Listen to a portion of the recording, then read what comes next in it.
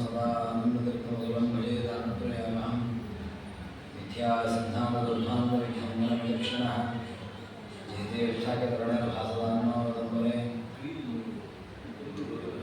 आसेतो राजशादमुरे दिशो सर्वान्नो सत्यध्यानवस्त्वापेन्द्रियविमूढितः ब्रह्मचर्य हरिप्रीतिसुविद्यावादशालिनः आपादं करुणामार्धनमयत्वेन विघ्नाः पश्यन्ति सत्यनिजमनोरथाः श्रीगुरुभ्यो नमः हरि ओं हरि ओं हरि ओं यतो भूतानि जायन्ते येन जीवन्ति तानि वा यो वन्ति मोक्षदस्तेषां तं विष्णुं प्रणमाम्यहम्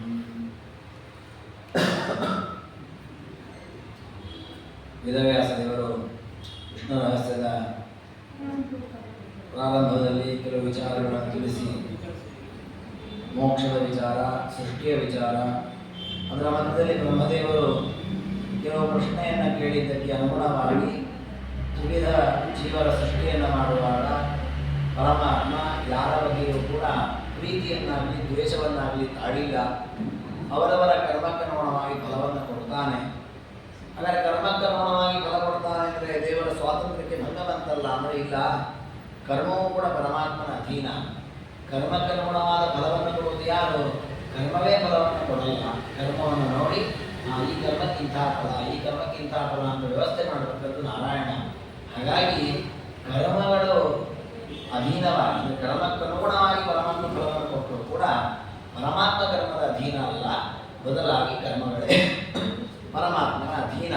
ಹಾಗಾಗಿ ದೇವರ ಸ್ವಾತಂತ್ರ್ಯಕ್ಕೆ ಭಂಗ ಇಲ್ಲ. ಅದಾದ ಮೇಲೆ ಪರಮಾತ್ಮ ಹೇಳಿದ, ತುಷ್ಟ ಪಾಪಂ ದಹೇ ದೇಶ ತುಷ್ಟ ಪುಣ್ಯಂ ದಹೇದಪಿ ತಸ್ಸೈವ ತಚ್ಚರೇ ಭಕ್ತಿಂ ನಚದ್ವೇಷಂ ಅನಾಥ. ದೇವರ ಮಹಿಮೆ ಎಂಥದ್ದು ಅಂದರೆ ಅವನು ಸಂತುಷ್ಟನಾದ ಅಂತಾದರೆ ನಾವು ನನಗೆ ಯಾವುದೇ ರೀತಿಯಲ್ಲಿ ನಮಗೆ ವಿಹಿತವಾದ ಕರ್ಮದಲ್ಲಿ ಯಾವುದೋ ಒಂದು ಮಾರ್ಗದಲ್ಲಿ ದೇವರನ್ನು ಉಳಿಸಿಕೊಳ್ಳೋ ಪ್ರಯತ್ನ ಮಾಡೋದು. ಪ್ರದಕ್ಷಿಣೆಯೋ, ನಮಸ್ಕಾರವೋ, ಸ್ತೋತ್ರ ಪಾಠವೋ, ನಮ್ಮ ಜನಕ್ಕೆ ಉಪಕಾರವೋ, ಸಮಾಜ ಸೇವೆಯೋ, ಏನೋ ದೊಡ್ಡ ಸತ್ಕರ್ಮವನ್ನು ಮಾಡೋದು. ಈ ರೀತಿ ಸತ್ಕರ್ಮಗಳನ್ನು ಮಾಡ್ತಾ ಮಾಡ್ತಾ ಪರಮಾತ್ಮ ಸಂತುಷ್ಟನಾದ ನಮ್ಮ ಬಗ್ಗೆ ಅಂತಾದರೆ ಪಾಪಂ ದಹೇ ದೇಶ, ನಮ್ಮ ಪಾಪವನ್ನು ಸುಡ್ತಾನಂತೆ ಪರಮಾತ್ಮ. ಹಾಗಾದರೆ ದೇವರು ನಮಗೆ ಸಂತುಷ್ಟನಾಗುವುದರಿಂದ, ದೇವರನ್ನು ನಾವು ಒಲಿಸಿಕೊಳ್ಳೋದ್ರಿಂದ ಆಗುವ ಲಾಭ ಏನು ಅಂದರೆ ನಮ್ಮ ಪಾಪ ಪರಿಹಾರವಾಗುತ್ತೆ. ಇದು ಮೊದಲನೇ ಲಾಭ. ಅದೇ ರುಷ್ಟ, ದೇವರು ಒಂದು ವೇಳೆ ನಮ್ಮ ಮೇಲೆ ಕೋಪಗೊಂಡ ಅಂತ ಆದರೆ ಪುಣ್ಯಂ ದಹೇ, ನಮ್ಮ ಪುಣ್ಯವನ್ನು ಸುಡ್ತಾನಂತೆ. ಹಾಗಾದ್ರೆ ನೋಡಿ ನಾವು ಎಷ್ಟು ಜಾಗರೂಕರಾಗಬೇಕು. ಇದಕ್ಕೆ ಕೆಲವು ನಿದರ್ಶನಗಳನ್ನು ನೋಡ್ಬೋದು. ದೇವರನ್ನ ಯಾರು ಸಂತೋಷಪಡಿಸ್ತಾರೆ ಅವರ ಪಾಪವನ್ನು ದೇವರು ಸುಡ್ತಾನೆ ಅನ್ನೋದಕ್ಕೆ ಬೇಕಾದ ನಿದರ್ಶನಗಳಿವೆ. ದೇವರ ಭಕ್ತರೆಲ್ಲರೂ ಹಾಗೆ. ಉದಾಹರಣೆಗೆ ವಿಭೀಷಣ ಹುಟ್ಟಿದ್ದು ಪಾಪದ ರಾವಣನ ತಮ್ಮನಾಗಿ, ಆದರೆ ದೇವರಲ್ಲಿ ಭಕ್ತಿಯನ್ನ ಮಾಡಿ ದೇವರನ್ನು ಒಲಿಸಿಕೊಂಡಿದ್ದರ ಪ್ರಭಾವದಿಂದ ಪರಮಾತ್ಮ ರಾವಣನ ತಮ್ಮ ಅಂತಾಗಿದ್ದರೂ ಕೂಡ ಅವನನ್ನು ಬಹಿಷ್ಕಾರ ಮಾಡದೆ ಅವನ ಆತ್ಮೀಯವನ್ನು ಸ್ವೀಕಾರ ಮಾಡಿದೆ. ರುಷ್ಟ ಪುಣ್ಯಂ ದಹೇದಪಿ, ದೇವರು ಕೋಪಗೊಂಡ ಅಂತಾದರೆ ನಮ್ಮ ಪುಣ್ಯವನ್ನು ನಾಶ ಮಾಡಿಬಿಡ್ತಾನೆ ಪರಮಾತ್ಮ. ಇದಕ್ಕೂ ಕೂಡ ಕೆಲವು ನಿದರ್ಶನಗಳನ್ನು ನಾವು ಕಾಣ್ತೇವೆ. ಏನು? ದೇವರು ನೋಡಿ, ದುರ್ಯೋಧನ ವಿಶ್ವಜಿತ್ ಒಂದು ಯಾಗವನ್ನು ಮಾಡಿದರು. ಇದರಲ್ಲಿ ಬರ್ತದೆ ಮಹಾಭಾರತದಲ್ಲಿ. ಪಾಂಡವರು ರಾಜಸೂಯ ಯಾಗ ಮಾಡಿದಂತೆ ನಾನು ಒಂದು ದೊಡ್ಡ ಯಾಗ ಮಾಡಬೇಕು ಅಂತ ಹೇಳಿ ವಿಶ್ವಜಿತ್ ಯಾಗವನ್ನು ಮಾಡಿದ್ದರು. ಆದರೆ ಆ ಯಾಗದ ಪುಣ್ಯ ದುರ್ಯೋಧನಿಗೆ ಉಳಿದೇ ಇಲ್ಲ. ಯಾಕೆ ಅಂದರೆ ದೇವರ ವಿಷಯದಲ್ಲಿ ಅವನು ಅಪಚಾರವನ್ನು ಮಾಡಿದ್ದಾನೆ, ದೇವರ ನಿಂದನೆಯನ್ನು ಮಾಡಿದ್ದಾನೆ, ದೇವರನ್ನು ಕಟ್ಟಿ ಹಾಕಬೇಕು ಅಂತ ವಿಚಾರ ಮಾಡಿದ್ದಾನೆ. ಹೀಗೆ ದೇವರಲ್ಲಿ ದ್ವೇಷ ಬುದ್ಧಿ ಉಳ್ಳವನಾದ್ದರಿಂದ ಅವನು ಎಷ್ಟೇ ಸತ್ಕರ್ಮಗಳನ್ನು ಮಾಡಿದರೂ ಆ ಕರ್ಮಗಳು ಮಾಡುವಾಗ ಭಕ್ತಿ ಇಲ್ಲದೆ ಇರೋದ್ರಿಂದ ಪರಮಾತ್ಮ ಆ ಕರ್ಮಗಳ ಪೂರ್ಣ ಫಲವನ್ನು ಅವನಿಗೆ ಕೊಡೋದೇ ಇಲ್ಲ. ದುಷ್ಟ ಪುಣ್ಯಂ ದಹೇದ, ನಮ್ಮ ಪುಣ್ಯವನ್ನು ಕೂಡ ಪರಮಾತ್ಮ ಹಾನಿ ಮಾಡಿಬಿಡ್ತಾನೆ. ದೇವರ ಅವಕೃಪೆಯಾದರೆ ನಮ್ಮ ಪುಣ್ಯ ಹಾನಿಯಾಗಿ ಬಿಡುತ್ತದೆ. ಹಾಗಾದರೆ ದೇವರ ಅವಕೃಪೆ ಅನ್ನೋದು ಪಾಪ ಸಾಧನ, ಪುಣ್ಯ ನಾಶಕ. ಅದೇ ದೇವರ ಕೃಪೆ ಪಡ್ಕೊಳ್ಳೋದು ಪಾಪ ಪರಿಹಾರಕ, ಪುಣ್ಯ ಸಾಧನ. ಹಾಗಾಗಿ ವಿವೇಕಿಯಾದವನು ತಚ್ಚರೆ ಭಕ್ತಿ ನಚದ್ವೇಷಂ ಮನಾಗಪಿ, ಪರಮಾತ್ಮನಲ್ಲಿ ಭಕ್ತಿಯನ್ನು ಮಾಡಬೇಕು. ಮನಾಗಪಿ ದ್ವೇಷಂ ನಚರೆ, ಯಾವತ್ತೂ ಕೂಡ ಪರಮಾತ್ಮನ ದ್ವೇಷ ಮಾಡಬಾರದು. ಹೀಗೆ ದೇವರಲ್ಲಿ ಭಕ್ತಿಯನ್ನು ಮಾಡಬೇಕು. ಇದರಿಂದಲೇ ಉತ್ತಮವಾದಂತಹ ಫಲ ಮೋಕ್ಷ ಪ್ರಾಪ್ತಿಯಾಗತ್ತೆ ಅಂತ ಸಾಧನೆಯ ಪ್ರಧಾನವಾದದ್ದು ಸಾಧನೆಗಳಲ್ಲಿ ಅದು ಭಕ್ತಿ ಅಂತ ಹೇಳೋದು ಮಾಡಿ. ಇದಾದ್ಮೇಲೆ ಹೇಗ್ರೀವ ದೇವರು ಮತ್ತೆ ಮುಂದೆ ಕೆಲವು ವಿಚಾರಗಳನ್ನು ಹೇಳ್ತಾರೆ. ಏನು ಅಂದ್ರೆ ವೇದಾಸ್ತುವಂತಿ ಮಾಮೇವ ನಾನಾ ರೂಪ ಅನೇಕಥಾ. ಎಲ್ಲ ಪದಾರ್ಥಗಳಲ್ಲಿ ಪರಮಾತ್ಮ ಇದ್ದಾನೆ. ಹಾಗಾಗಿ ವೇದಾದಿಗಳೆಲ್ಲವೂ ಯಾರನ್ನ ಹೇಳ್ತಾ ಇದೆ ಅಂದ್ರೆ ದೇವರನ್ನೇ ಹೇಳ್ತಾ ಇದೆ ಅಂತ. ಅದನ್ನೇ ಸ್ವಲ್ಪ ಹಿಂದೆ ಬಂದಿದ್ದ ಆ ವಿಷಯ, ಸ್ವಲ್ಪ ಅದನ್ನು ಪರಮಾತ್ಮ ವಿಷದವನ್ನಾಗಿ ಮಾಡ್ತಾನೆ. ಏನದು ಅಂತಂದ್ರೆ ವೇದಾ ಶ್ರುತಯ ಇತ್ಯುಕ್ತ ತಂತ್ರಾಣಿ ಸ್ಮೃತಯಸ್ತಿ ಸರ್ವರೂಪ ಸ್ತುತಿಪರ ಸರ್ವೇ ವೇದೇ ಮುಖ್ಯತಃ. ಎಲ್ಲ ವೇದಗಳು ಕೂಡ ಏನವು? ಪರಮಾತ್ಮನ ಸ್ತೋತ್ರ, ಪರಮಾತ್ಮನ ಪ್ರತಿಪಾದಕ. ಇದು ಹೇಗೆ? ಅದಕ್ಕೆ ದೇವರೊಂದು ಒಳ್ಳೆ ವಿಚಾರವನ್ನು ತಿಳಿಸಿದ್ದಾನೆ. ಏನು ಅಂದ್ರೆ ವೇದಗಳಲ್ಲಿ ಏನಿದೆ ಅಂತ ನೀವು ಸೂಕ್ಷ್ಮವಾಗಿ ನೋಡಿ. ವೇದಗಳನ್ನು ನಾವು ತೆಗೆದ್ರೆ, ವೇದದ ಮಂತ್ರಗಳನ್ನು ಬಿಡಿಸಿದ್ರೆ ಅದರಲ್ಲಿ ಒಂದೋ ದೇವತೆಗಳ ವಿಚಾರ ಬರುತ್ತೆ, ಅಥವಾ ಋಷಿಗಳ ವಿಚಾರ ಬರುತ್ತೆ, ಗಂಧರ್ವರ ವಿಚಾರ, ಸಿದ್ಧ, ಗುಹ್ಯಕ, ನಾಗ, ವೃಕ್ಷ, ಗುಲ್ಮ, ಲತ, ವಜ್ರ, ರತ್ನ, ಬೇರೆ ಬೇರೆ ಜಾತಿ, ಆನೆ, ಕುದುರೆ, ಪ್ರಾಣಿಗಳು, ಮನುಷ್ಯರ ವಿಚಾರ, ಇವೆಲ್ಲವೂ ವೇದಗಳಲ್ಲಿ ಬರುತ್ತೆ. ಅಂದರೆ ನಾವು ಸಾಮಾನ್ಯ ವೇದ ಮಂತ್ರಗಳನ್ನ ಪಾರಾಯಣ ಮಾಡ್ತೀವಿ, ಅರ್ಥ ಚಿಂತನೆಗಳೇ ಹೆಚ್ಚು ಗಮನ ಹರಿಸಿಲ್ಲ, ನಾವು ಹೆಚ್ಚು ಮಾಹಿತಿ ಇರೋದಿಲ್ಲ. ಈ ವೇದಗಳ ಅರ್ಥವನ್ನು ಗಮನ ಹರಿಸ್ತಾ ಹೋದ್ರೆ ನಿಮಗೆ ವೇದಗಳಲ್ಲಿ ಎಲ್ಲ ವಿಷಯಗಳು ಬರುತ್ತೆ. ಉದಾಹರಣೆಗೆ ಅನೇಕ ಋಷಿಗಳ ಸಂವಾದ ಬರುತ್ತೆ, ಶ್ವೇತಕೇತು, ಉದ್ಧಾರಕರು, ಜಾಬಾಲಿ, ಹಾಗೆ ಬೇಕಾದ ಋಷಿಗಳ ಸಂವಾದ ಬರುತ್ತೆ. ಅಲ್ಲೆಲ್ಲ ಋಷಿಗಳ ಹೆಸರುಗಳು ಬರುತ್ತೆ. ಋಷಿಗಳು ಉದಾಹರಣೆಗೆ ಇವುದೇ ಬರ್ತದೆ, ಕಾಟಕದಲ್ಲಿ ಬರ್ತದಲ್ಲ, ಕಸ್ಕೈ ಮಾಂ ದಾಸ್ಯಸಿ ದ್ವಿತೀಯಂ ತೃತೀಯಂ ನಚಿಕೇತ ಅವರ ಮಾತುಗಳಿದೆ, ನನ್ನನ್ನು ಯಾರಿಗೆ ದಾನ ಕೊಡ್ತೀಯಾ? ಹಾಗಾಗಿ ಋಷಿಗಳ ವಿಚಾರ ವೇದದಲ್ಲಿ ಬಂದಿದೆ. ನೀವೆಲ್ಲ ವೇದಗಳಿಂದ ಪರಮಾತ್ಮನೇ ಪ್ರತಿಪಾದ್ಯ ಅಂತೇಳಿ ನೋಡಿ, ನಚಿಕೇತನ ವಿಚಾರ ಬಂದಿದೆ. ಅದೇ ರೀತಿ ವೇದದಲ್ಲಿಯೇ ಒಂದು 60ನೇ 70ನೇ ಒಂದು ಸೂಕ್ತ ಇದೆ 10ನೇ ಮಂಡಲದಲ್ಲಿ. ಅದರಲ್ಲಿ ಏನು ಹೇಳಿದ್ದಾರೆ ಅಂತಂದ್ರೆ, ಒಬ್ಬ ಗೃಹಸ್ಥನಾದವನು ದ್ಯೂತಾದಿಗಳನ್ನು ಆಡಬಾರದು. ದ್ಯೂತಾದಿಗಳನ್ನು ಆಡುವುದರಿಂದ ಅವನ ಸಂಪತ್ತೆಲ್ಲ ನಾಶವಾಗುತ್ತೆ, ಅದರಿಂದ ಹೆಂಡತಿ ಮಕ್ಕಳಿಗೆಲ್ಲ ತೊಂದರೆ ಆಗುತ್ತೆ, ಇವನಿಗೆ ಸಮಸ್ಯೆ ಆಗುತ್ತೆ. ಹಾಗೆ ದ್ಯೂತಾದಿಗಳನ್ನು ಆಡಬಾರದು ಅಂತ ಉಪದೇಶ ಮಾಡಿದ್ದಾರೆ. ಒಂದು ನೀತಿಯನ್ನು ಹೇಳತಕ್ಕ ವೇದ ಮಂತ್ರದ ಮಾರ್ಗ. ಹಾಗಾದ್ರೆ ವೇದದಲ್ಲಿ ದೇವತೆಗಳ ವಿಚಾರ ಇದೆ, ಋಷಿಗಳ ವಿಚಾರ ಇದೆ, ಗಂಧರ್ವರ ವಿಚಾರ, ವೃಕ್ಷಾದಿಗಳ ವಿಚಾರ, ಮನುಷ್ಯರ ವಿಚಾರ, ಪ್ರಾಣಿಗಳ ವಿಚಾರ ಎಲ್ಲವೂ ಬಂದಿದೆ. ಹಾಗಿರುವಾಗ ಸರ್ವವೇದ ಪ್ರತಿಪಾದ್ಯ ಪರಮಾತ್ಮ ಅಂತ ಹೇಳುವುದು ಹೇಗೆ ಅಂದ್ರೆ, ಅದಕ್ಕೆ ದೇವರು ಹೇಳ್ತಾನೆ, ಇದೆಲ್ಲ ವೇದಗಳಲ್ಲಿರೋ ನಿಜ, ಆದರೆ ತೇಷಾಂ ಆಹ್ವಾನಂ ಪ್ರಸಾದೋನ್ಮುಖತಾ ತತಃ ತತ್ತನ್ ಮಂತ್ರೈಶ್ಚ ಜಾಯೇತ ತತ್ತನ್ ಭಕ್ತಿರ್ವೇವೈ. ಏನೆಲ್ಲ ಪದಾರ್ಥಗಳಿವೆ ಆ ಪದಾರ್ಥಗಳಲ್ಲಿ ಆ ಹೆಸರಿನಿಂದ ಅವುಗಳಲ್ಲಿರೋ ನಾನು. ಅಂದರೆ ಉದಾಹರಣೆಗೆ ಶ್ವೇತಕೇತು ಅಂತ ಒಂದು ಹೆಸರು ಬಂತು. ಶ್ವೇತಕೇತು ಅನ್ನೋ ವ್ಯಕ್ತಿಯೊಳಗೆ ಪರಮಾತ್ಮನ ಶ್ವೇತಕೇತು ಅಂತ ರೂಪ ಇದೆ. ಆ ರೂಪವನ್ನು ಮೊದಲು ಈ ಮಂತ್ರ ಹೇಳೋದು, ಅದಾದ ಮೇಲೆ ಈ ಶ್ವೇತಕೇತು ಅಂತ ಹೇಳುತ್ತೆ. ಈಗ ನಮಗೆ ಹಾಗಾದ್ರೆ ಏನಾಯ್ತು? ಹೀಗೆ ವೃಕ್ಷ, ಲತಾ, ಗುಲ್ಮ ಎಲ್ಲ ಶಬ್ದಗಳು ವೇದದಲ್ಲಿ ಎಲ್ಲದರಲ್ಲಿ ಒಬ್ಬ ಪರಮಾತ್ಮ ಇರೋದ್ರಿಂದ ಅವನನ್ನ ಕರೆಯುವ ಶಬ್ದಗಳೇ ಇವೆಲ್ಲ. ಹಾಗೆ ಸರ್ವ ಮಂತ್ರಗಳು ವೇದ, ಸರ್ವ ವೇದಗಳ ಮಂತ್ರಗಳು, ಪದಗಳು, ಶಬ್ದಗಳು ಎಲ್ಲವೂ ಕೂಡ ಪರಮಾತ್ಮ ಪ್ರತಿಪಾದಕ ಅಂತ ಇದೆ. ಹಾಗೆ ನಮ್ಗೆ ಇನ್ನೊಂದು ಪ್ರಶ್ನೆ ಬರುತ್ತೆ, ಈಗ ಅಗ್ನಿ ಶಬ್ದಕ್ಕೆ ಅಗ್ನಿಯೊಳಗಿರೋ ಪರಮಾತ್ಮ ಅಂತ ಅರ್ಥ, ಚಂದ್ರ ಶಬ್ದಕ್ಕೆ ಚಂದ್ರನೊಳಗಿರೋ ಪರಮಾತ್ಮ ಅಂತ ಅರ್ಥ. ಹೀಗೆ ಅರ್ಥ ಮಾಡಿದ್ರೆ ಅಗ್ನಿಯಿಂದ ಏನೋ ಒಂದು ನನಗೆ ದೋಷ ಇದೆ ಜಾತಕದಲ್ಲಿಯೋ ಅಥವಾ ಯಾರೋ ಜ್ಞಾನಿಗಳು ಹೇಳಿದ್ದಾರೆ, ಅದರ ಪರಿಹಾರಕ್ಕೆ ಅಗ್ನಿ ಮಂತ್ರ ಜಪ ಮಾಡು ಅಂತ ಹೇಳಿದ್ದಾರೆ. ನಾನು ಅಗ್ನಿ ಮಂತ್ರ ಜಪ ಮಾಡಿದ್ರೆ ಹಾಗಾದ್ರೆ ಅಗ್ನಿ ದೇವರು ಹೊಲ ಕೊಡೋದು ಇಲ್ಲ. ಯಾಕೆ? ನಾನು ಅಗ್ನಿ ಅಂದ್ರೆ ಯಾರು? ಅಗ್ನಿ ಅಂದ್ರೆ ಪರಮಾತ್ಮನೇ ಅಲ್ವಾ? ಹಾಗಾದ್ರೆ ಎಲ್ಲಾ ಶಬ್ದಗಳಿಗೂ ಆ ಶಬ್ದದ ಪ್ರತಿಪಾದ್ಯವಾದ ವಸ್ತುವಿನ ಒಳಗಿರುವ ಪರಮಾತ್ಮನಿಗೆ ಆ ಹೆಸರಿದೆ. ಹಾಗೆ ಮಾಡಿದಲ್ಲ ವ್ಯವಸ್ಥೆ. ಇಂದ್ರ, ಚಂದ್ರ ಇವರೊಳಗೂ ಪರಮಾತ್ಮನ ಇಂದ್ರ ಚಂದ್ರಾದಿ ರೂಪಗಳಿವೆ. ಆ ರೂಪಗಳ ಹೆಸರಿದೆಲ್ಲ. ಹಾಗಾದ್ರೆ ನಾವು ಇಂದ್ರನ ಮಂತ್ರ, ಇಂದ್ರ ಜ್ಯೇಷ್ಠ ಇಂದ್ರನ ಮಂತ್ರ ಹೇಳಿದ್ರೆ ಇಂದ್ರದೇವರೊಳಗಿರೋ ಪರಮಾತ್ಮನನ್ನು ಹೇಳಿದಂಗೆ ಆಯ್ತು. ಇಂದ್ರದೇವರ ಸ್ತೋತ್ರ ಆಗಲೇ ಇಲ್ಲಲ್ಲ ಅಂತಂದ್ರೆ ಅದಕ್ಕೆ ಪರಿಹಾರ ಹೇಳಿದಾನೆ ದೇವರು, ತತ್ತನ್ನು ಮಂತ್ರೈಶ್ಚ ಜಾಯೇತ ತತ್ತದ್ ಭಕ್ತಿ. ನೀವು ಪರಮಾತ್ಮನೇ ಇದರಿಂದ ಪ್ರತಿಪಾದ್ಯ ಅಂತ ತಿಳಿದು ನೀವು ಆರಾಧನೆ ಮಾಡಿದಾಗ ಆ ದೇವತೆಗಳು ಸಂತೋಷ ಪಡ್ತಾರೆ. ಅವರಂತಾರೆ, ಈ ಮಂತ್ರದಿಂದ ನಿಜವಾಗಿ ಪರಮಾತ್ಮನೇ ಪ್ರತಿಪಾದ್ಯ, ಅವನನ್ನು ತಿಳಿದು ಸರಿಯಾಗಿ ಆರಾಧನೆ ಮಾಡಿದ್ದರಿಂದ ಆ ಮಂತ್ರದಿಂದ ಪರಮಾತ್ಮ ಅನುಗ್ರಹವನ್ನು ಏನು ಮಾಡಬೇಕು ನನ್ನ ಮೂಲಕ ಮಾಡಿಸ್ತಾ ನಾನೇ ಮಾಡ್ತೇನೆ ಅನುಗ್ರಹ ಅಂತ ಹೇಳಿ ಪರಮಾತ್ಮ ಆ ಭಕ್ತರಿಗೆ ಅನುಗ್ರಹವನ್ನು ಮಾಡ್ತಾನೆ. ಹಾಗಾದ್ರೆ ಇಂದ್ರ, ಚಂದ್ರ, ರುದ್ರ ಇತ್ಯಾದಿ ಅನ್ಯ ದೇವತೆಗಳ ಭಕ್ತರು ತಮ್ಮ ತಮ್ಮ ದೇವತೆಗಳ ಆರಾಧನೆ ಮಾಡಬೇಕು ಅಂತ ಈ ಮಂತ್ರಗಳನ್ನು ಪಠಣ ಮಾಡಿದ್ರು. ಆಗ ಏನಾಗತ್ತೆ, ಬರೀ ಆ ದೇವತೆಗಳನ್ನು ಪ್ರಾರ್ಥನೆ ಮಾಡಿದಂತಾಗಿ. ಅದೇ ಅಂತರ್ಯಾಮಿಯಾದ ಪರಮಾತ್ಮನ ಹೇಳ್ತಾ ಇದೆ ಅಂತ ನೀವು ಆರಾಧನೆ ಮಾಡಿದರೆ ಅಂತರ್ಯಾಮಿಯಾದ ಪರಮಾತ್ಮನಿಗೂ ಆಗತ್ತೆ, ಆ ದೇವತೆಗೂ ಆಗತ್ತೆ. ಹಾಗಾಗಿ ಆ ದೇವತೆಗಳಿಂದ ಸಿಗಬೇಕಾದ ವರವು ಇವರಿಗೆ ನಾವು ಸಾಮಾನ್ಯ ರೋಗ ಪರಿಹಾರಕ್ಕೆ ದೇವರಿಗೆ ಅಭಿಷೇಕವನ್ನು ಮಾಡ್ತೀವಿ. ಮಾಡುವಾಗ ಲಕ್ಷ್ಮೀ ನರಸಿಂಹದೇವರ ಅನುಗ್ರಹ ಮಾಡಲಿ ಅಂತ ಪ್ರಾರ್ಥನೆ ಮಾಡ್ತೀವಿ. ಪ್ರಾರ್ಥನೆ ಮಾಡಿದ್ರೆ ನರಸಿಂಹದೇವರ ಅನುಗ್ರಹ ಮಾಡ್ತಾರೆ, ರುದ್ರದೇವರು ಅನುಗ್ರಹ ಮಾಡ್ತಾರೆ. ಯಾಕೆ? ರುದ್ರದೇವರು ತಾನು ಉಪಾಸನೆ ಮಾಡುವ ನರಸಿಂಹದೇವರನ್ನು ಇವನು ಉಪಾಸನೆ ಮಾಡಿದ್ದಾನೆ, ಅದು ನನ್ನ ಅಧಿಷ್ಠಾನದಲ್ಲಿ ಮಾಡಿದ್ದಾನೆ ಅಂತೇಳಿ ಸಂತುಷ್ಟರಾಗಿ ಅವರು ರುದ್ರವನ್ನು. ಹಾಗಾಗಿ ತತ್ತನ್ ಭಕ್ತೇ ಪ್ರಿಯ, ಆ ದೇವತೆಗಳ ಭಕ್ತರಿಗೂ ಆ ಫಲ ಸಿಗುತ್ತೆ. ಹಾಗಾದ್ರೆ ನಾವು ದೇವತೆಗಳ ಭಕ್ತರಾಗಬೇಕು. ನಿಜ, ಅಂತರ್ಯಾಮಿಯಾದ ಪರಮಾತ್ಮನ ಉತ್ತಮತ್ವ ಅಂತರ್ಯಾಮಿತ್ವವನ್ನು ತಿಳ್ಕೊಳ್ಬೇಕು. ಯೋ ಭಾವ ಇದು ಸರ್ವತ್ರ ತೃಣ ಗುಲ್ಮ ಲತಾದಿಶು ಸ್ಥಿತಂ ಮಾಂ ಸೋಷ್ಣುದೇ ಸರ್ವಂ ಫಲಂ ಅಪ್ರೀತಿ ಸಂ. ಇದನ್ನೇ ಆಚಾರ್ಯರು ಕೃಷ್ಣಾಮೃತ ಮಹಾಮಂತ್ರದಲ್ಲಿ ಹೇಳುತ್ತಾರೆ. ನೀವು ಬೇರೆ ದೇವತೆಗಳಿಗೆ ನಮಸ್ಕಾರ ಮಾಡ್ತಾ ಹೋಗ್ತಾರೆ ಅಂದ್ರೆ ಗರುಡ ದೇವರಿಗೆ, ಸೂರ್ಯ, ಚಂದ್ರ, ಹೀಗೆ ಪ್ರತಿಯೊಂದು ದೇವತೆಗೆ ನಮಸ್ಕಾರ ಮಾಡ್ತಾ ಹೋಗಿ. ಈಗ ಆ ದೇವತೆಗೆ ನಮಸ್ಕಾರ ಮಾಡಿದ ಫಲ ಮಾತ್ರ ಬರ್ತದೆ.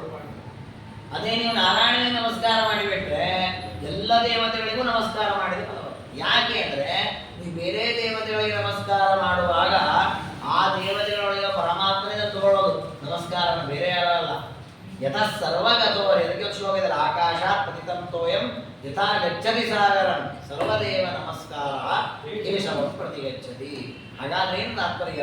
ಎಲ್ಲವೂ ಕೂಡ ಪರಮಾತ್ಮನಿಗೆ ಹೋಗಿ ಸೇರುವಂತಹದ್ದಾದ್ದರಿಂದ ಆ ಪರಮಾತ್ಮನ ಆರಾಧನೆ ಮಾಡಿಬಿಟ್ರೆ ಎಲ್ಲರ ಆರಾಧನೆ.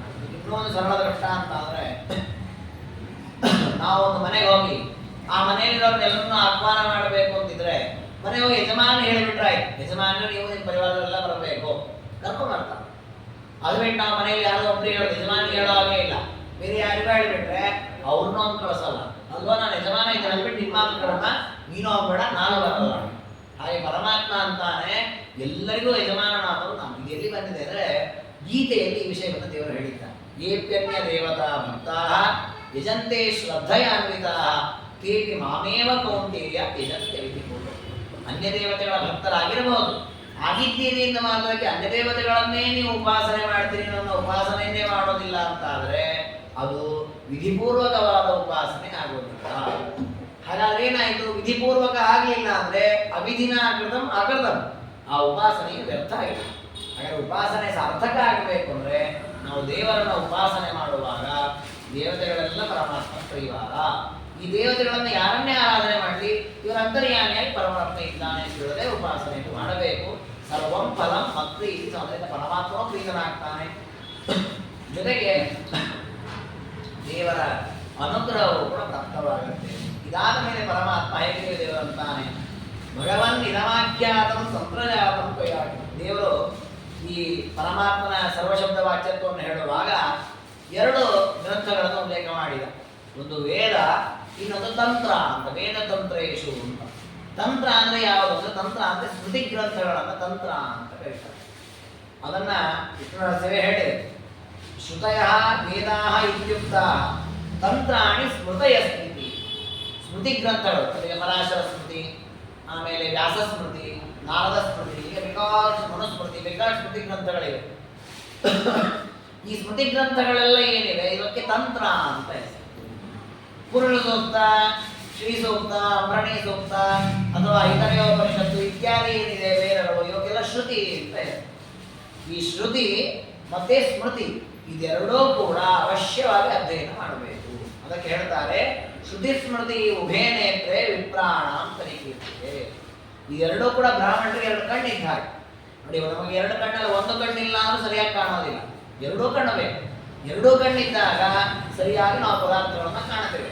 ಹಾಗೆ ಸತ್ಕರ್ಮಗಳ ಆಚರಣೆ, ಪರಮಾತ್ಮನನ್ನು ಸರಿಯಾಗಿ ತಿಳಿಯೋದು, ಶುದ್ಧವಾದ ತತ್ವಜ್ಞಾನ, ಭಕ್ತಿ ಇವೆಲ್ಲವನ್ನು ಪಡ್ಕೊಳ್ಬೇಕು ಅಂತಾದರೆ ವೇದಗಳನ್ನು ತಿಳಿಬೇಕು, ಅದರ ಜೊತೆಗೆ ಇರತಕ್ಕಂತಹ ಸ್ಮೃತಿ ಗ್ರಂಥಗಳನ್ನು ತಿಳ್ಕೊಳ್ಬೇಕು.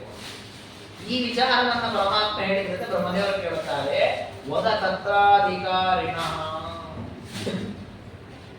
ವೇದವನ್ನ ತಿಳಿಬೇಕು, ವೇದಾರ್ಥವನ್ನು ಚಿಂತನೆ ಮಾಡಬೇಕು ಅಂತ ದೇವರು ಹೇಳಿದ್ದಾನಲ್ಲ. ಹಾಗಾದ್ರೆ ವೇದವನ್ನು ಅಧ್ಯಯನ ಮಾಡಲಿಕ್ಕೆ ಯಾರು ಅಧಿಕಾರಿಗಳು? ವೇದಾರ್ಥವನ್ನು ಯಾರು ತಿಳ್ಕೊಳ್ಳಿಕ್ಕೆ ಆಗತ್ತೆ?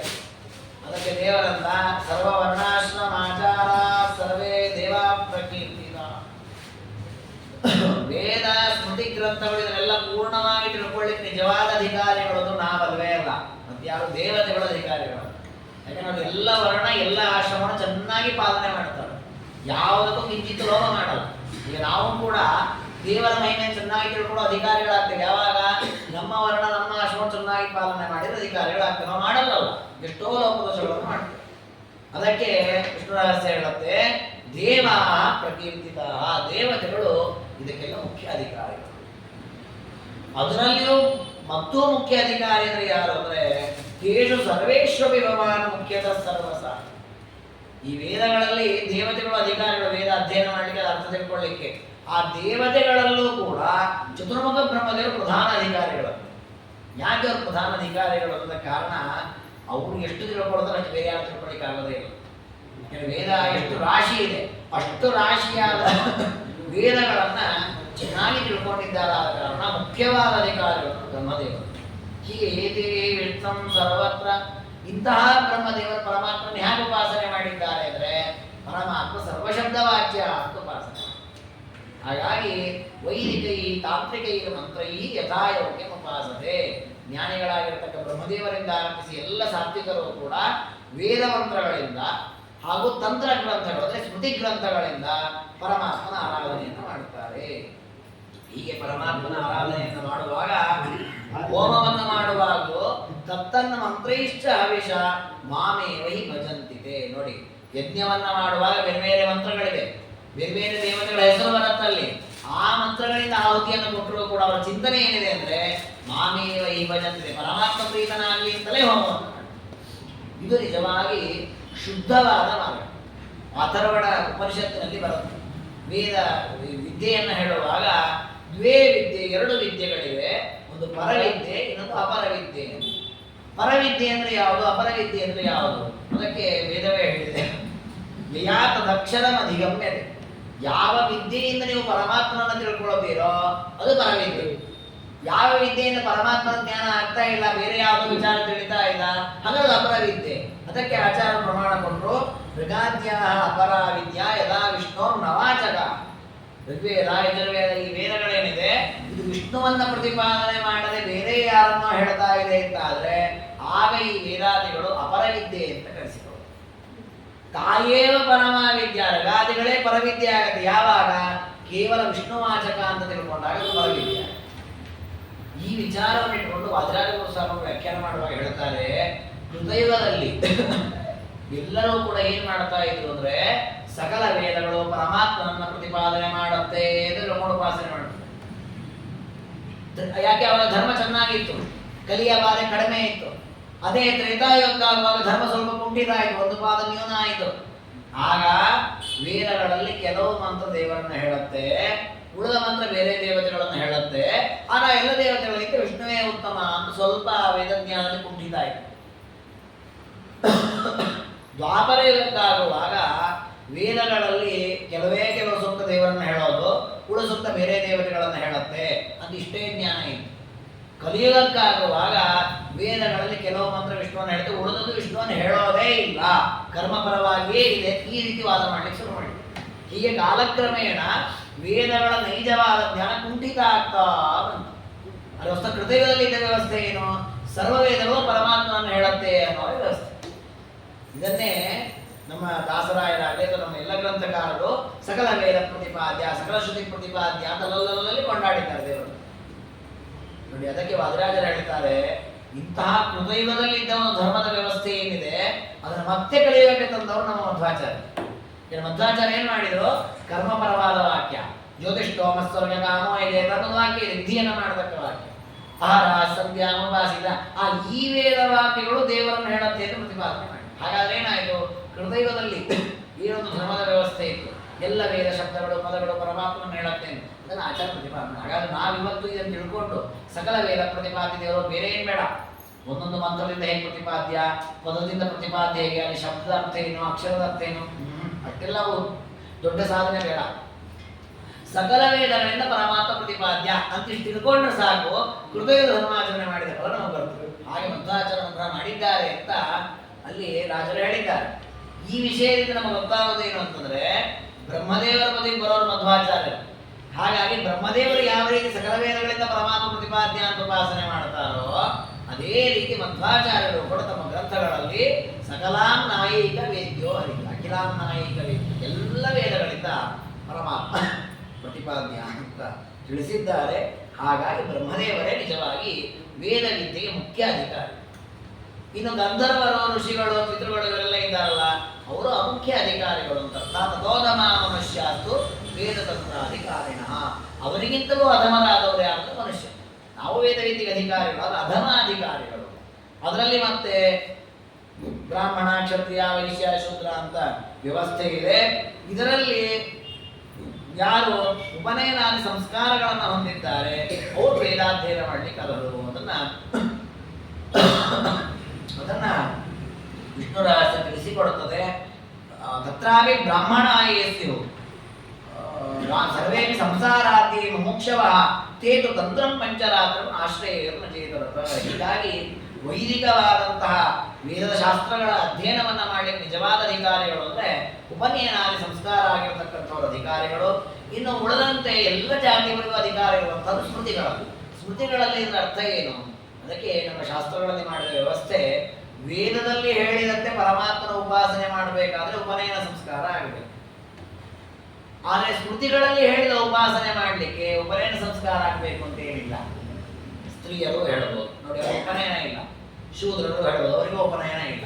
ಯಾವ ಜಾತಿಯವರು ಕೂಡ ಪರಮಾತ್ಮನ ಸ್ಮೃತ್ಯುಕ್ತವಾಗಿ ಉಪಾಸನೆ ಮಾಡಬಹುದು. ಈಗ ಸ್ಮೃತಿಯಲ್ಲೇ ಹೇಳಿದ್ದಾರೆ ಏನಂತ, ದೇವರು ಸಕಲ ಗುಣ ಪರಿಪೂರ್ಣ, ಇದನ್ನೇ ಉಪಾಸನೆ ಮಾಡಿದ್ರೆ ಉಪನಯನ ಆಗಬೇಕು ಹಂಗೇನ್ ನಿಯಮ ಇಲ್ಲ, ಯಾರು ಬೇಕಾದ್ರೂ ಉಪಾಸನೆ ಮಾಡಿ. ಹೀಗೆ ಶಾಸ್ತ್ರಗಳಲ್ಲಿ ಕೆಲವು ಉಪಾಸನೆ.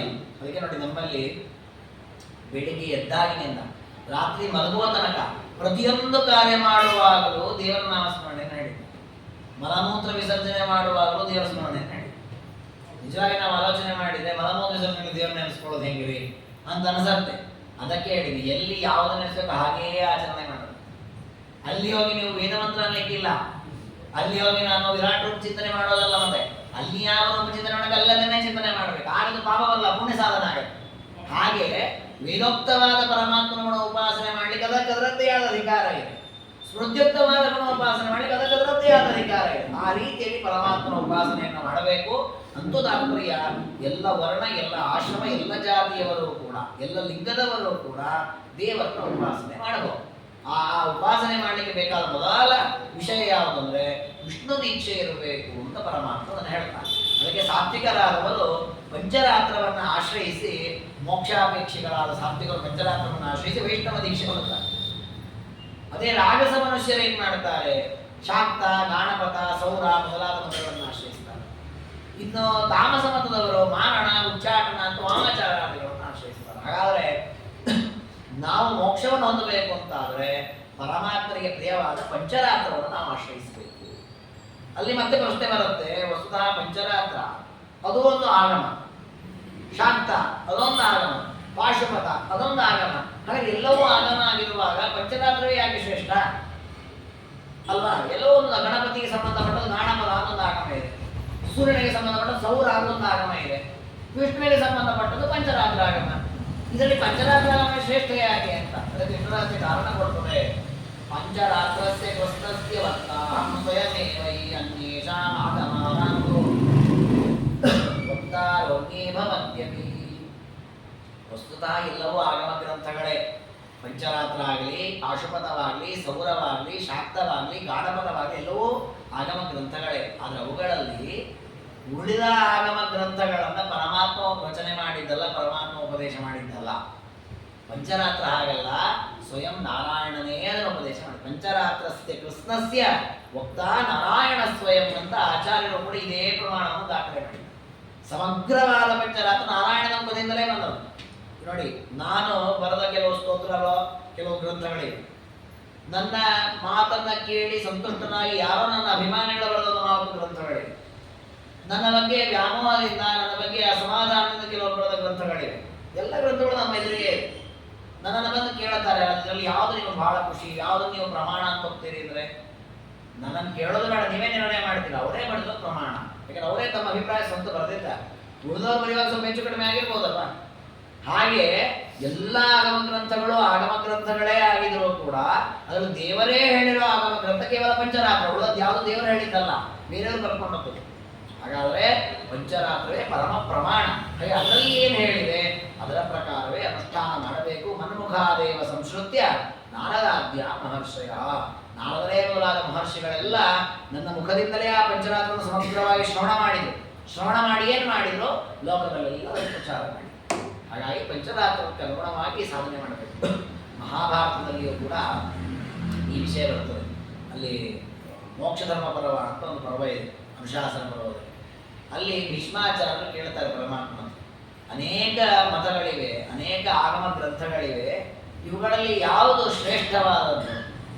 ಅದಕ್ಕೆ ಅಲ್ಲಿ ಭೀಷ್ಮಾಚಾರ್ಯ ಕೊಟ್ಟದ್ದು ಪಂಚರಾತ್ರವೇ ಶ್ರೇಷ್ಠ ಅಂತ ನಿರ್ಣಯ ಕೊಡ್ತಾರೆ. ಯಾಕೆಂದರೆ ಪರಮಾತ್ಮನಿಗೆ ಪ್ರಿಯವಾದದ್ದಾದ್ದರಿಂದ ಪಂಚರಾತ್ರವೇ ಶ್ರೇಷ್ಠ, ಪಂಚರಾತ್ರಕ್ಕನುಗುಣವಾಗಿ ಅನುಷ್ಠಾನವನ್ನು ಮಾಡಬೇಕು ಅಂತ. ಹಾಗಾಗಿ ಇದು ವೇದವ್ಯಾಸ ದೇವರು ಎಲ್ಲ ಗ್ರಂಥಗಳನ್ನು ನಿರ್ಣಯ ಮಾಡಿರುವಂತಹದ್ದು. ಹಾಗಾಗಿ ಪಂಚರಾತ್ರಕ್ಕನುಗುಣವಾಗಿಯೇ ನಾರದಾದಿಗಳು ಮತ ಪ್ರವೃತ್ತಿ ಮಾಡಿದ್ರು. ಮುಂದೆ ಹೇಳ್ತಾನೆ ಪರಮಾತ್ಮ, ಪ್ರಹ್ಲಾದರಾಜರು, ಧ್ರುವ, ಬಲಿಚಕ್ರವರ್ತಿ, ವಸಿಷ್ಠಾದಿ ಮಹರ್ಷಿಗಳು, ಸ್ವಯಂಭುವಾದಿ ಮನಗಳು ಇವರೆಲ್ಲರೂ ಕೂಡ ಪಂಚರಾತ್ರಕ್ಕನುಗುಣವಾಗಿಯೇ ಸಾಧನೆಯನ್ನು ಮಾಡಿದ್ರು. ವಿಭೀಷಣಾದ್ಯ ಆರಾಧ್ಯ ಪಂಚರಾತ್ರೆ, ಅವರೆಲ್ಲ ಪಂಚರಾತ್ರಕ್ಕನುಗುಣವಾಗಿ ಸಾಧನೆ ಮಾಡಿದ್ರಿಂದಲೇ ಮೋಕ್ಷವನ್ನು ಹೊಂದಿರುವಂತಹದ್ದು. ಹೀಗೆ ಪರಮಾತ್ಮ ಪಂಚರಾತ್ರದ ಮಹತ್ವವನ್ನು ಹೇಳಿದ. ಇದಾದ ಮೇಲೆ ಪರಮಾತ್ಮ ಹೇಳ್ತಾನೆ, ಈ ಪಂಚರಾತ್ರ ಗ್ರಂಥದಲ್ಲಿ ವೇದಾದಿಗಳಲ್ಲಿ ಅಧಿಕಾರ ಬರಲಿಕ್ಕಿರುವಂತಹದ್ದೇನು ಅಂದರೆ ಉಪನಯನಾದಿ ಸಂಸ್ಕಾರ, ಜೊತೆಗೆ ಅಧಿಕಾರಿಣ ತಂತ್ರೇಶು ದೀಕ್ಷಿತ ಏವ ಪ್ರೋಚ್ಯಂತೆ ಅಧಿಕಾರಿಣ. ಯಾರ್ಯಾರು ದೀಕ್ಷೆಯನ್ನು ಪಡ್ಕೊಂಡಿದ್ದಾರೆ ಅವರು ಅಧಿಕಾರಿಗಳಾಗ್ತಾರೆ. ತಂತ್ರಗ್ರಂಥ ಅಂದರೆ ಸ್ಮೃತಿ ಗ್ರಂಥಗಳಲ್ಲಿ ಹೇಳಿದಂತೆ ದೇವರ ಉಪಾಸನೆ ಮಾಡಬೇಕು ಅಂತಾದರೆ ನಾವು ಅಧಿಕಾರ ಪಡ್ಕೊಳ್ಬೇಕು. ಏನು ಅಧಿಕಾರ ಅಂದರೆ ದೀಕ್ಷೆ ಯಾರು ಪಡ್ಕೊಂಡಿದ್ದಾರೋ ಅವರು ಅಧಿಕಾರಿಗಳಾಗ್ತಾರೆ. ಏನು ದೀಕ್ಷೆ? ತಂತ್ರಗ್ರಂಥಗಳನ್ನು ಅಧ್ಯಯನ ಮಾಡಿ ನಮ್ಮಲ್ಲಿ ಯಾವ ದೀಕ್ಷೆ ಇರಬೇಕು? ಅದಕ್ಕೆ ದೇವರು ಹೇಳ್ತಾನೆ, ಎರಡು ವಿಧವಾದ ದೀಕ್ಷೆ ಇದೆ. ದೀಕ್ಷಾ ವಿವಿಧ ಪ್ರೋಕ್ತ ಬಾಹ್ಯ ಆಭ್ಯಂತರ ಭೇದ. ಬಾಹ್ಯ ದೀಕ್ಷೆ ಅಂತ ಒಂದು, ಆಂತರ ದೀಕ್ಷೆ ಅಂತ ಒಂದು, ಎರಡು ದೀಕ್ಷೆ. ಇದು ದೇವರು ಹೇಳ್ತಾ ಇರೋ ದೀಕ್ಷೆ ಆದ್ರಿಂದ ವೈಷ್ಣವ ದೀಕ್ಷೆ ಅಂತ ಕರೀತಾರೆ. ವೈಷ್ಣವ ದೀಕ್ಷೆ ಎರಡು ವಿಧವಾಗಿದೆ. ಜ್ಞಾನಿನ ಉಭಯಂ ತತ್ರ ಬಾಹ್ಯೋವ ಜ್ಞಾನಿನ ಭವೇ. ಜ್ಞಾನಿಗಳಾದರೂ ಎರಡೂ ಹೊಂದಿರ್ತಾರೆ. ಬಾಹ್ಯವಾದ ವೈಷ್ಣವ ದೀಕ್ಷೆಯನ್ನು ಹೊಂದಿರ್ತಾರೆ, ಆಂತರದ ವೈಷ್ಣವ ದೀಕ್ಷೆಯನ್ನು ಹೊಂದಿರ್ತಾರೆ ಜ್ಞಾನಿಗಳು. ಅಜ್ಞಾನಿಗಳು ಆಂತರ ದೀಕ್ಷೆ ಇರೋದಿಲ್ಲಂತೆ, ಬಾಹ್ಯವಾದ ದೀಕ್ಷೆಯನ್ನು ಹೊಂದಿರ್ತಾರೆ. ಈ ಒಂದು ವೈಷ್ಣವ ದೀಕ್ಷೆ ಬಾಹ್ಯ ಆಭ್ಯಂತರ ಅಂದರೆ ಒಳಗೆ ಹೊರಗೆ ಎರಡೂ ಕಡೆ ಇರಲೇಬೇಕು. ಈ ವೈಷ್ಣವ ದೀಕ್ಷೆಯ ಬಗ್ಗೆ ಆಚಾರ್ಯರು ಕೂಡ ತಮ್ಮ ಗ್ರಂಥದಲ್ಲಿ ಹೇಳಿದ್ದಾರಲ್ವ, ಯೈರ್ನ ಲಬ್ಧ ಹರೇರ್ ದೀಕ್ಷಾ ನಾರ್ಚಿತೋವಾ ಜನಾರ್ದನ. ಆಚಾರ್ಯರು ಕೃಷ್ಣಾಮೃತ ಮಹಾರಣವದ ಆರಂಭದಲ್ಲಿ ಹೇಳ್ತಾರೆ. ಏನು ಹೇಳ್ತಾರೆ ಆಚಾರ್ಯರು ಅಂತಂದ್ರೆ, ತೇ ನರ ಪಶವೋಲೋಕೆ, ಅವರು ಮನುಷ್ಯರಲ್ಲ ಪ್ರಾಣಿಗಳು. ಯಾರು ದೇವರನ್ನ ಪೂಜೆ ಮಾಡಲ್ಲ, ಯಾರಿಗೆ ವೈಷ್ಣವ ದೀಕ್ಷೆ ಇಲ್ಲ, ಅವರು ಮನುಷ್ಯರಲ್ಲ, ಅವರು ಪ್ರಾಣಿಗಳು. ಇದು ಮಂಧ್ರಾಚಾರ್ಯರು. ಹಾಗಾದ್ರೆ ತಾತ್ಪರ್ಯ ಏನು? ಹುಟ್ಟಿದ ಪ್ರತಿಯೊಬ್ಬ ವ್ಯಕ್ತಿ ಸಾರ್ಥಕ ಆಗಬೇಕು, ನಾನು ಮನುಷ್ಯನಾಗಬೇಕು ಅಂತ ಆದರೆ ನಾವು ವೈಷ್ಣವ ದೀಕ್ಷೆಯನ್ನು ಕಳ್ಕೊಳ್ತೀವಿ. ಹಾಗಾದ್ರೆ ವೈಷ್ಣವ ದೀಕ್ಷೆ ಅಂದರೆ ಯಾವುದು? ಮತ್ತು ಎರಡು ವಿಧ ಇದೆ, ಒಂದು ಬಾಹ್ಯ ದೀಕ್ಷೆ, ಆಂತರ ದೀಕ್ಷೆ. ಅದರಲ್ಲಿ ಮೊದಲಿಗೆ ಆಂತರ ದೀಕ್ಷೆಯನ್ನ ಹೇಳ್ತಾರೆ. ಅಯಂ ಸರ್ವೇಷ್ಟ ದಾತಾ ಮೇ ಸರ್ವಾರಿಷ್ಟ ನಿವಾರಕ ಸರ್ವೋತ್ಕೃಷ್ಟೋಯಮೇವೈಕ ತದೀಯೋಹಂ ಸಮೇ ಪತಿ. ಅಯಂ ಸರ್ವೇಷ್ಟ ದಾತ. ಅಯಂ ಅಂದ್ರೆ ಈ ಪ್ರಸಕ್ತನಾಗಿರತಕ್ಕ ಪರಮಾತ್ಮ. ಅವನೆಂಥವನು?